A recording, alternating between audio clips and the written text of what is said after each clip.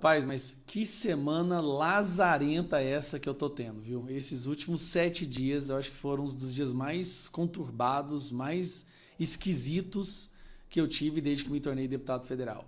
Exatamente há uma semana atrás, na sexta-feira, eu fui acordado às 6 horas da manhã pela Polícia Federal na minha casa e me acusando de crimes absurdos. Eu financiei o 8 de janeiro com cota parlamentar sem ser deputado ainda, algo incrível, tá? Que funciona uma escola de inglês e uma loja no meu escritório, mas a polícia não foi lá fazer busca e apreensão lá, e que eu estava financiando com verba pública uma OICIP, uma associação, uma ONG, que nunca recebeu dinheiro público.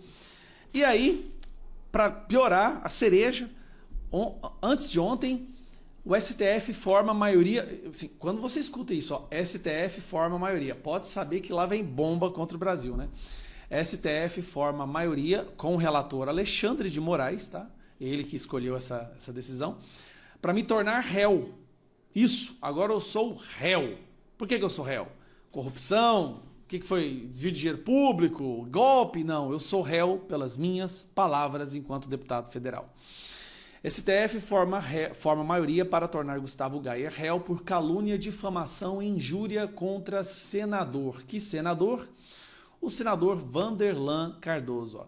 Senador Vanderlan moveu ação contra Gustavo Gayer. O deputado divulgou vídeo acusando os senadores de terem sido comprados para eleger Pacheco. Na verdade, quem me falou isso foi o Vanderlan Cardoso, numa conversa que a gente teve, que ia votar no Pacheco, porque o Pacheco deu a ele a CAI, né? Como é que é? CAI? Conselho de Assuntos CAI. Comissão de Assuntos Econômicos. Agora é o seguinte.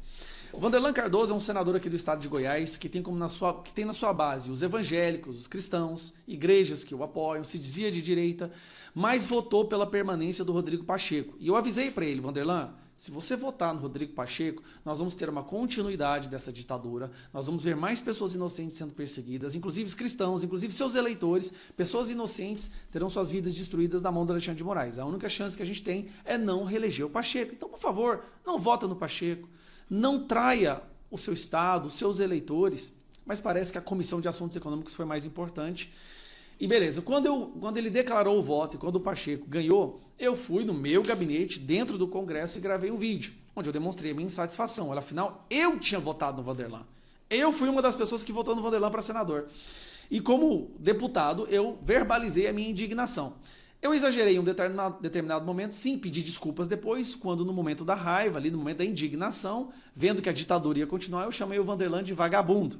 Mas vagabundo é uma pessoa que não trabalha, né? Tem muita gente que tem orgulho de ser vagabundo. O que acontece? O Vanderlan me processou, entrou com um processo contra mim no Alexandre de Moraes, falando que falar que ele era vagabundo era uma tentativa de abolição do Estado Democrático de Direito. Preste atenção nisso, está no processo.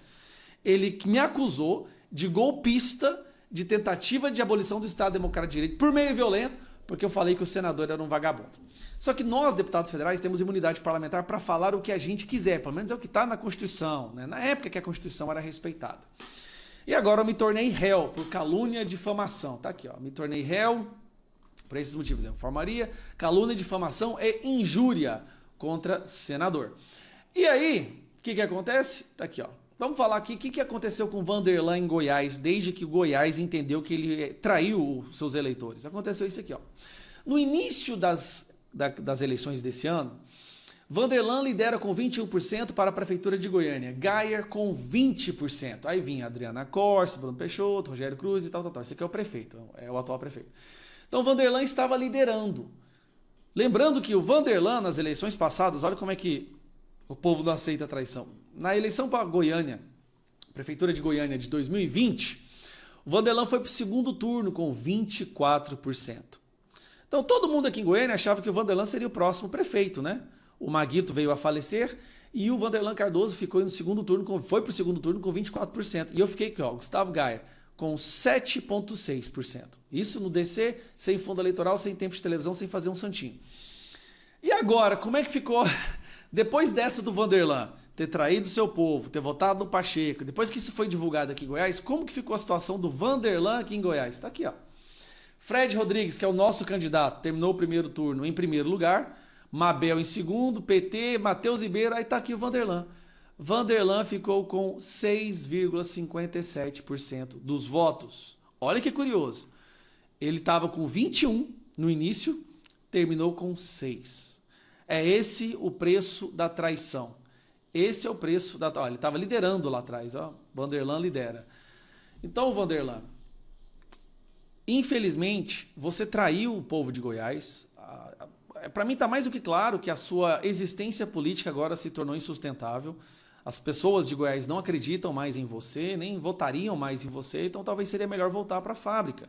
Eu conversei com você naquela vez, na sua fábrica, dizendo, cara, se você fizer isso, você vai ser visto como um traidor, você vai contribuir para essa ditadura que a gente está vivendo. Eu implorei para o senhor, não vote no Pacheco. Nós não podemos deixar que esse presidente do Senado continue, porque é ele que está dando essa liberdade do autoritarismo que a gente vê hoje, esse aumento, esse fortalecimento dessa ditadura. O senhor preferiu ficar com a sua comissão, depois ainda me processou tentando me prender, porque eu verbalizei minha indignação, e agora olha como você vê, o que acontece, né? Hoje você se suicidou politicamente. Agora, se tornar réu nas mãos do Alexandre de Moraes hoje no Brasil, Vanderlan, é quase que um atestado de idoneidade, é quase que um atestado de honestidade. Então, se você achou que você estava me prejudicando, quem saiu pior foi você. Eu sinto muito. O senhor tinha tudo para ser um ótimo guerreiro contra essa ditadura. Afinal de contas, o senhor foi eleito pelas igrejas evangélicas. Um abraço, tchau.